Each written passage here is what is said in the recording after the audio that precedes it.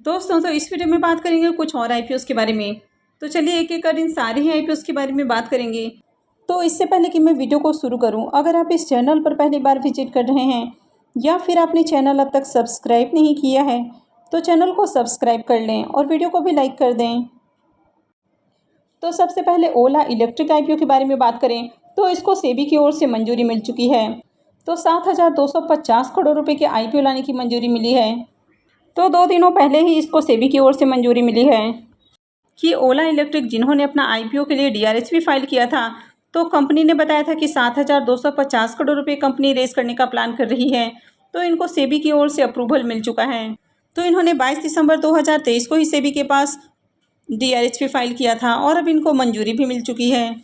तो ओला इलेक्ट्रिक का जो आईपीओ आने वाला है, तो ये आईपीओ मिक्स आईपीओ होने वाला है, यानी कि इसमें फ्रेश इशू भी रहेगा और साथ में ऑफर फॉर सेल भी होने वाला है। तो आईपीओ का साइज़ तो 7,250 करोड़ का है।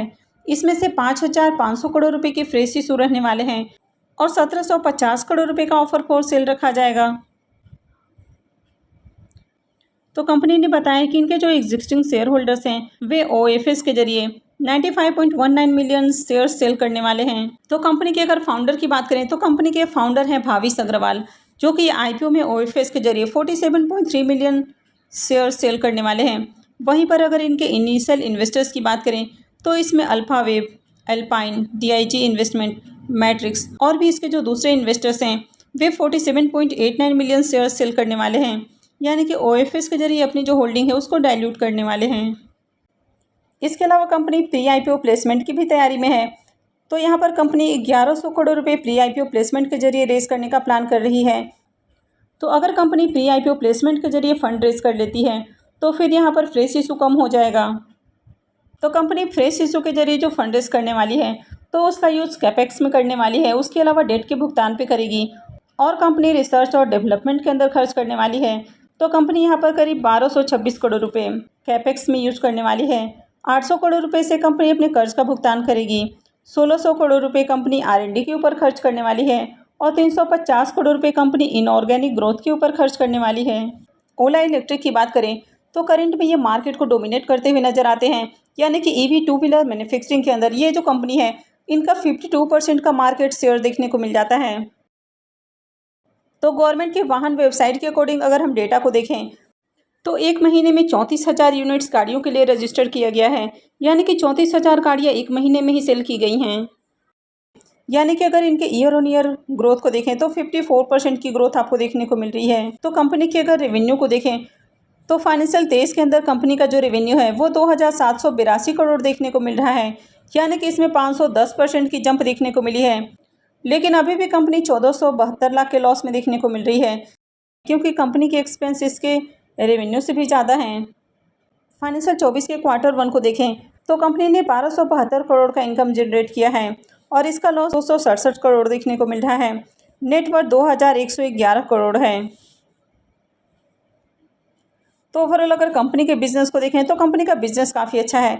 कंपनी अच्छे रेवेन्यू भी बना रही है। कंपनी का 52% का मार्केट शेयर भी है, यानी कि बहुत बड़े मार्केट को इन्होंने कैप्चर करके रखा हुआ है। लेकिन अभी भी कंपनी लॉस में है, क्योंकि उनके रेवेन्यू से कहीं ज़्यादा कंपनी के एक्सपेंस आपको देखने को मिल रहे हैं। तो चलिए अब नेक्स्ट आईपीओ को भी देख लेते हैं।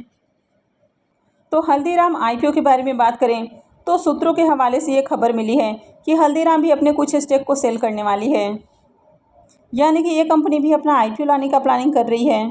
तो हल्दीराम के बिजनेस की बात करें तो ये जो कंपनी है ये काफ़ी अलग अलग तरह के स्नैक्स और मिठाइयाँ बनाती है। ये जो कंपनी है ये फंड रेज करने का प्लान कर रही थी, लेकिन कंपनी सक्सेस नहीं कर पाई है। तो इसके लिए कंपनी अब आईपीओ के जरिए फंड रेज करने का प्लान कर रही है। तो हल्दीराम के वैल्यूएशंस की बात करें तो पहले 8 से $8.5 बिलियन के अराउंड इसकी वैल्यूएशन आकी गई थी और बोली लगाई गई थी, लेकिन कंपनी को उम्मीद था कि इसकी जो वैल्यूएशंस हैं वो $12 बिलियन के अराउंड है। तो इसी कारण कंपनी ने बिड को एक्सेप्ट नहीं किया और अब कंपनी आईपीओ के जरिए फंड रेज करने वाली है। तो मीडिया रिपोर्ट्स की माने तो Abu Dhabi investment authority GIC पेट और इसके अलावा ब्रेन एंड कंपनी और टिमेस्क होल्डिंग इन्होंने बोली लगाई थी, यानी कि इन्होंने बिडिंग की थी, लेकिन कंपनी ने बिड को एक्सेप्ट नहीं किया है और कंपनी का मानना है कि $12 बिलियन के अराउंड कम से कम बोली होनी चाहिए थी। तो इसके कारण इनकी बिड को एक्सेप्ट नहीं किया गया है। हालांकि आईपीओ से रिलेटेड जो भी कंसिडर किया जा रहा है वो अभी इनिशियल स्टेज में ही आपको देखने को मिल रहा है। तो हल्दीराम के अगर बिजनेस की बात करें तो इसके फाउंडर हैं गंगा बिशन अग्रवाल, जिन्होंने 1930 में इस कंपनी की स्थापना नॉर्थ इंडिया से की थी। तो स्टार्टिंग में ये कंपनी स्नैक्स और मिठाइयाँ सेल करती थी। उसके बाद धीरे धीरे इनके बिजनेस में आपको ग्रोथ देखने को मिली और कंपनी अपने जो प्रोडक्ट हैं तो उनको विदेशों में भी एक्सपोर्ट करती है। तो अभी कंपनी के दिल्ली और उसके आसपास के इलाकों में 43 रेस्टोरेंट हैं। कंपनी के बिज़नेस की बात करें तो कंपनी का बिज़नेस अच्छा है। कंपनी विदेशों में भी अपने प्रोडक्ट एक्सपोर्ट करती है और कंपनी की एक मैन्युफैक्चरिंग यूनिट ब्रिटेन में भी है।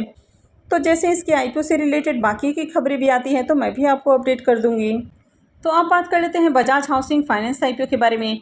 तो इस कंपनी ने भी आईपीओ के लिए सेबी के पास अपना डीआरएसपी फाइल कर दिया है और कंपनी आईपीओ के जरिए 7,000 करोड़ रुपये रेस करने का प्लान कर रही है। तो कंपनी आईपीओ के जरिए 7,000 करोड़ रुपये रेस करने का प्लान कर रही है, जिसमें से 4,000 करोड़ रुपये के फ्रेश इशू होने वाले हैं और 3,000 करोड़ रुपये का ऑफर फॉर सेल रहेगा। तो कंपनी फ्रेश इशू के जरिए जो फंड रेस करने वाली है तो उसका यूज़ अपने कैपिटल बेस के रूप में करने वाली है और फ्यूचर में कंपनी के नीड को पूरा करने के लिए करने वाली है। तो ये जो बजाज हाउसिंग फाइनेंस है ये बजाज फाइनेंस की ही सब्सिडरी कंपनी है, यानी कि बजाज फाइनेंस के पास इसकी 100% की ओनरशिप है। और जो बजाज फाइनेंस है वो बजाज फिनसर्व की सब्सिडरी कंपनी है, यानी कि बजाज फिनसर्व के पास बजाज फाइनेंस की 51.34% का स्टेक है। तो बजाज फिनसर्व की सब्सिडरी कंपनी है बजाज फिनांस और बजाज फिनांस की सब्सिडरी कंपनी है बजाज हाउसिंग फाइनेंस।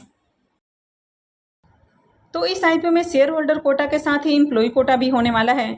अब ये जो कंपनी है बजाज हाउसिंग फिनांस, ये बजाज फाइनेंस की सब्सिडरी कंपनी है और बजाज फाइनेंस बजाज फिनसर्व की सब्सिडरी कंपनी है। तो जिनके पास भी बजाज फाइनेंस या बजाज फिनसर्व के शेयर्स होंगे वे शेयर होल्डर कोटा के लिए एलिजिबल होंगे। वहीं पर इसमें एम्प्लॉय कोटा भी है। तो जो Bajaj housing finance limited, Bajaj finance और बजाज फिनसर्व, तो जो इनके एम्प्लॉय हैं वे एम्प्लॉय पोर्शन के लिए भी एलिजिबल रहेंगे।